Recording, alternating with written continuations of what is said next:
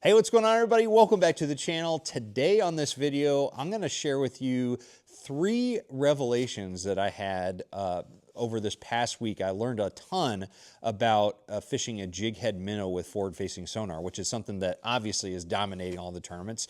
Good or bad, I've got my opinions on it. Everybody out there's got their opinions on it. I'm not switching my content over to just forward-facing sonar stuff.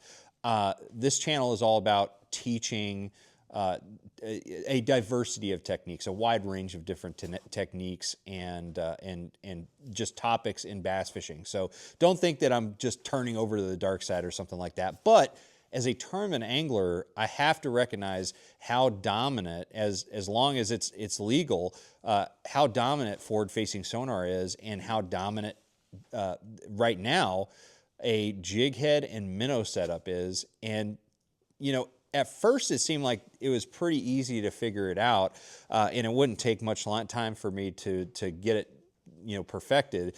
But really, I've been pretty frustrated over the last probably half year trying to learn it, because I really wasn't getting that many bites on it. I was really struggling figuring out what was actually bass that I'm seeing on the screen. How to approach those fish, how to work the bait, what tackle to use, all of those different things. I was pretty much clueless on, even though I have this wide, access to guys that are really good at it, and all the information that I could possibly have. And I also have no excuses, because I have the best technology that bassboatelectronics.com puts on my boat. So I had no excuses, but I just hadn't figured it out yet. But fishing Sam Rayburn last week, I learned some key things that just absolutely changed my whole confidence level with that technique. Again, I really want to just go out there and fish a chatterbait or flip and pitch or do stuff like that. But if I want to remain competitive in tournaments, I got to do something about it and learn these techniques. So I wanted to share what I learned with you. All right, so this was the bait that I had the most success with out on Rayburn. This is just the 5-inch jerk shads from Z-Man with a ball-style jig head. There's a lot of different ball-style jig heads out there that create that rocking action that you're looking for, which is actually one of the things that I realized last week. But the very first thing that I started to get kind of confident with was what these fish are looking like on the screen. So before you can even make a cast to a fish, you need to figure out what are bass and what are carp or what are white bass or any other species that are in the lake. Catfish. Catfish were a big deal on Rayburn. Lots of them were up in the water column looking exactly like bass.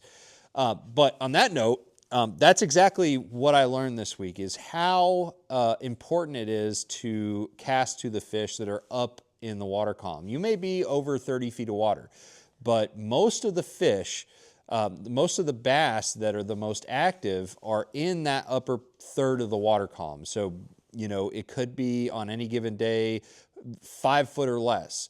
Many days it would be like 10 foot or less. But really, the most active bass are going to be up in the water column, and a lot of them are just by themselves, solitary. There's some that are in little wolf packs, little schools, some of them that are in big schools.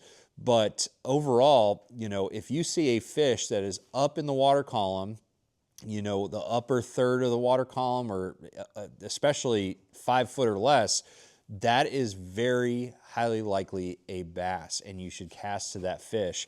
And I'm not saying that all the fish are up in the water column. That's not true at all. I just think that what happens is, what I experience is, as I'm going through these areas with forward-facing sonar, I'm noticing fish that are on the bottom start to come up and start to be in that upper third part of the water column.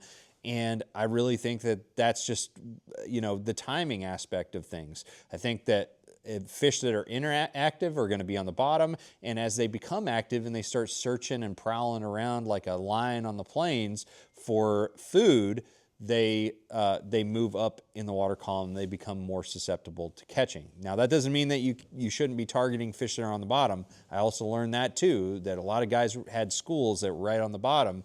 But if you're in an area and it's just scoping around, never pass up those fish that are right close to the top.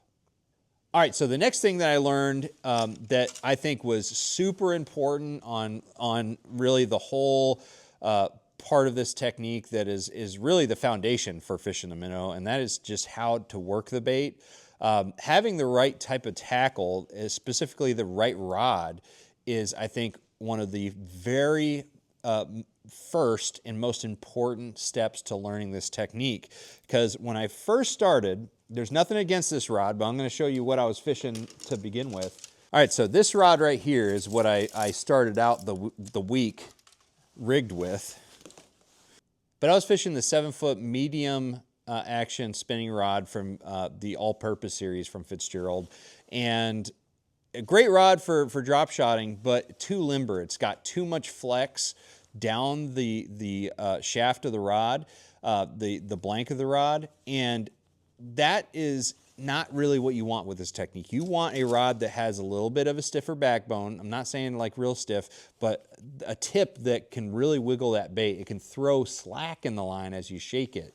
That is the key, because you're not trying to move the bait, right, up and down. Like, you're not trying to jiggle that bait so the jig head is going up and down and darting all around. You're trying to put slack in the line like you would a jerk bait, to allow that thing to rock back and forth. But the rocking motion is really what you're trying to achieve with your jig head minnow. So I just happened upon what I think is probably the best rod in the Fitzgerald lineup. This is the 7.2 medium heavy Versa series spinning rod. Really fantastic rod. I thought it was going to be a little bit too heavy, you know, for a jig head minnow, but it is just right, man. This is the Goldilocks rod for the minnow, in my opinion. You've got a nice, you know, solid backbone, but then you have a real nice little jiggly tip to it that really puts the right amount of slack into that line to create that nice rolling action that you're looking for with this bait. So that was a big thing. So regardless of the brand that you're using, you like to use, I think this rod is great, but just look for a rod that has got a nice solid backbone.